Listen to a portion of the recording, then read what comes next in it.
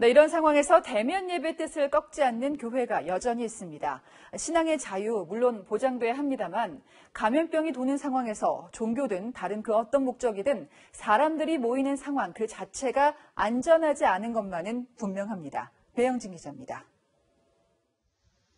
광주의 한 교회. 어제 저녁 이곳에서 예배가 열리고 있다는 신고가 접수됐습니다. 당시 교회에는 신도 70명 이상이 모여 찬송가를 부르고 있었습니다.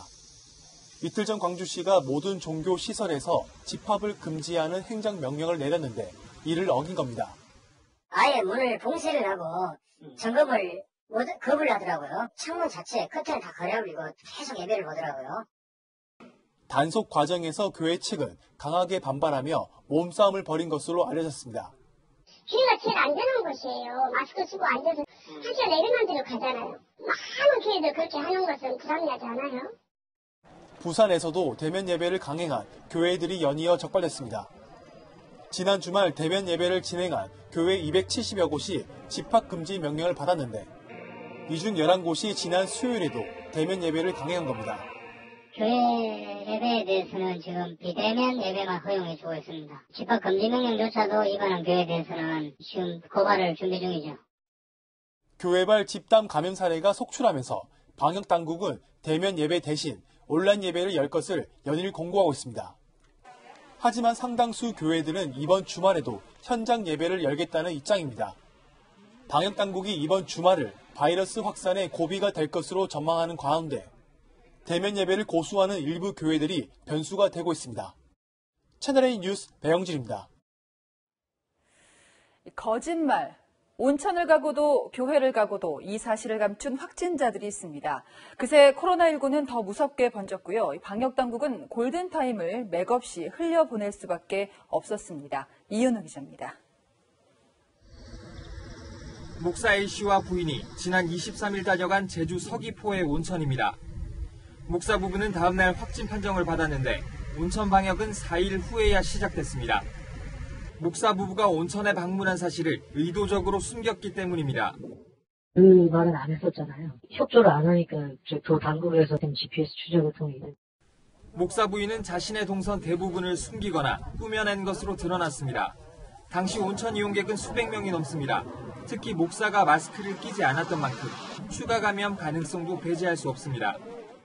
오후 2시 반에서 5시 반에 나가셨어요. 그 방문록이랑 전화번호랑 그 보건센터 가져갔거든요. 지난 15일 광화문 집회에 다녀온 뒤 확진 판정을 받은 60대 여성. 방역당국의 광주 시내 교회를 다녀온 사실을 숨겼습니다. GPS 추적으로 사실이 드러나자 뒤늦게 실토했지만 이 교회에서만 30명이 넘는 감염자가 나왔습니다. 경남 창원에선 광화문 집회에 참가하지 않았다고 거짓말하고 검사를 미룬 40대 여성 때문에 2,000명 넘는 주민들이 코로나 검사를 받아야 했습니다. 방역당국은 동선을 감추거나 거짓말을 한 확진자들에 대해 형사고발하고 구상권도 청구할 방침입니다. 피해를 입은 곳의 비용을 모두 취합해 구상권도 행사할 것입니다. 일부 확진자의 거짓 진술이 방역망을 흔들고 있습니다. 채널A 뉴스 이은우입니다. 네, 당장 내일부터 프랜차이즈 카페에서 음료를 마실 수 없고 생활체육시설도 문을 닫죠. 거리두기 2.5단계 시행을 하루 앞둔 오늘 업장에는 팍팍해지는 생계가 걱정되고 또 모호한 기준에 분통 터지고 여러 감정이 교차하고 있었습니다. 우현기 기자입니다. 카페의 의자와 탁자들이 뒤집혀진 채 매장 안쪽에 놓여 있습니다. 내일 0시부터 일주일 동안 프랜차이즈 카페는 좌석 이용이 금지되고 배달과 포장만 허용되기 때문입니다. 수도권 900여 개 매장에서 테이크아웃만으로 음료를 제공하고요. 정책 자체는 이해는 하는데 많이 아쉽죠. 그래서 이제 오늘이 마지막이기도 하고 해갖고 좀 나와서 지금 마시고 있어요. 24시간 운영되던 기사식당도 밤 9시부터 새벽 5시까지는 포장과 배달만 허용됩니다. 9시 전에 밥 먹도록 최대한 노력해야 되고 진짜 배고파 못 먹을 때는 집 방향으로 가서 집에 가서 밥을 먹든지 아니면 슈퍼 같은 데 가서 빵이나 우유를 사 먹어야 되겠죠. 배달은 해봐야 남는 게 없어요, 우리가. 그거는 한 10% 정도, 15% 정도 나가는데 그건 남는 게 없어요. 독서실과 스터디 카페에도 모레부터 영업 중단한다는 안내문이 붙었습니다. 이제 짐도 꺼내와야 되고 또 공부할 장소가 이제 독서실도 닫았으니까 아예 없어져가지고 집에서 해야 되는데 집에서 아무래도 집중력이 좀 떨어지니까.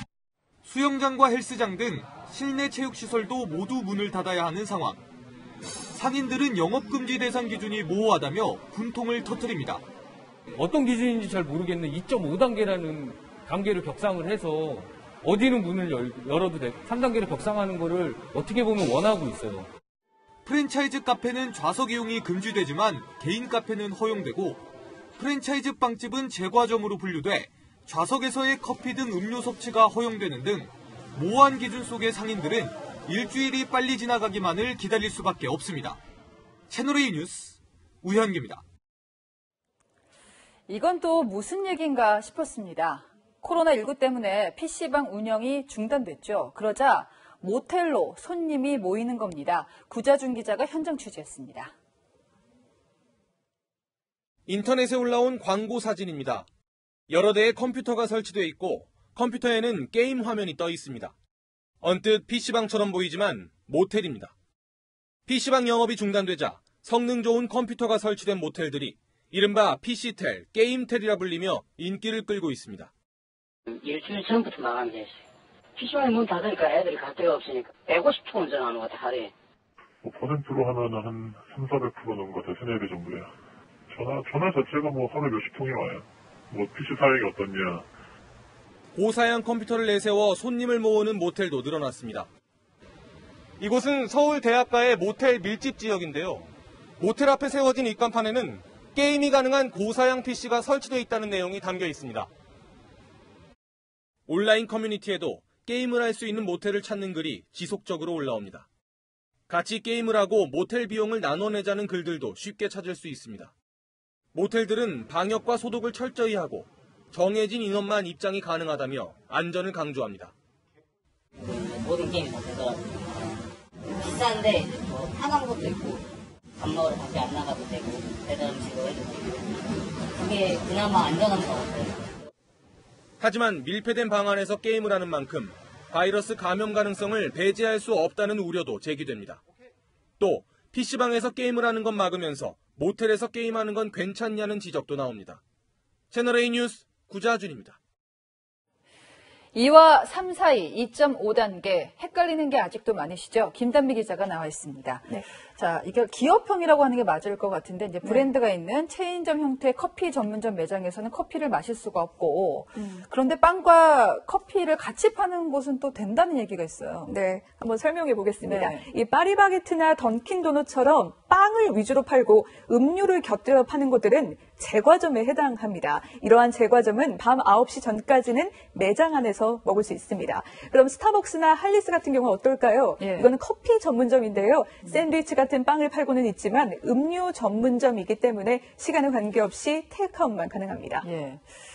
그 헬스장 같은 실내 체육 시설도 이제 모레부터죠 운영을 중단을 하는데 네. 이게 요즘에는 그 집에서 홈 트레이닝 받으시는 분들도 있거든요. 이런 경우라든지 1:1 강습은 괜찮지 않을까 싶은데요. 네, 저도 좀 헷갈려가지고 예. 오늘 좀 복지부 취재를 해봤습니다. 그랬더니 복지부 역시 유권 해석이 필요한 부분이라며 명확한 답을 주지는 못했습니다. 이 1:1 강습 같은 경우는 집단 감염이 발생할 가능성은 없지만 설령 집이라고 해도 밀폐된 공간이고 비말 발생이 많기 때문에 네. 위험성을 따져볼 필요가 있다는 겁니다. 또 이게 지자체 판단에 따라서 앞으로는 업종이 더 추가되고 약간 달라질 수도 있다는 게 복지부의 설명이었습니다. 요즘엔 진짜 그 주변에서 확진자가 나왔다는 얘기들이 네. 많이 들리는데요.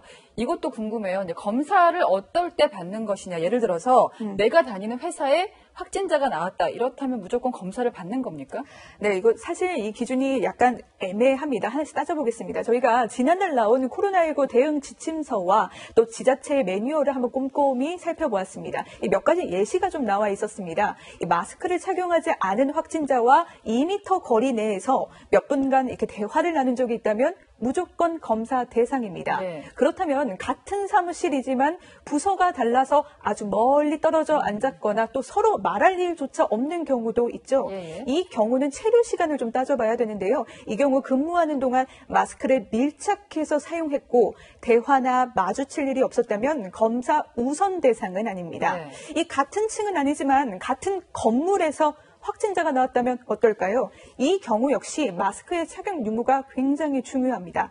이 복도나 엘리베이터에서 상대방과 자신이 마스크를 착용하지 않은 상태로 마주쳤다면 검사를 받는 게 좋습니다. 다만 이건 어디까지나 참고사항일 뿐 의심된다면 무조건 검사를 받으셔야 합니다. 보니까 검사 비용도 초기보다 많이 내려갔더라고요. 그 증상이 없는 확진자들이 있잖아요. 이런 사람들은 바로 병원으로 가는 게 아니라 생활치료센터라는 곳을 가잖아요. 예전에는 1인 1실이었는데 이게 또 2인 1실로 바뀌었다는 얘기가 있습니다. 그렇게 되면 이게 더 불안하다. 자가 격리하는 게 낫지 않느냐 이런 목소리도 있는데요. 네, 하지만 지금은 증상이 없더라도 생활치료센터에 입소하는 게 원칙입니다. 확진자에게 의학적 처치가 필요하면 병원으로, 또 확진자의 증상이 가볍거나 없더라도 생활치료센터로 보내집니다. 이 무증상자를 집에서 격리 치료하는 방안도 검토 중이긴 하지만 아직은 아닙니다. 들어보시죠. 자가치료는 저희가 여러 가지 상황을 고려해서 대응할 수 있는 수단의 하나로 검토하고 준비하고 있는 그런 상황이지 구체화되어 있거나 그런 상황은 아닙니다. 네, 검토 단계라는 겁니다. 그런데 이제 최근 사망자 6명 중 4명이 숨진 뒤 확진 판정을 받았습니다. 방역당국은 바로 이 점이 굉장히 우려스럽다며 역학조사 역량을 시험받고 있는 상황이라고까지 표현했습니다. 역학조사가 감염 확산을 따라가지 못하고 있다는 뜻이기 때문입니다. 방역당국은 우리 주변은 아주 가까이 코로나19 바이러스가 돌아다니고 있다고 생각하고 행동해 줄 것을 당부했습니다. 네, 그래서 저희도 스튜디오에 투명막을 세워뒀습니다. 지금까지 김단비 기자였습니다.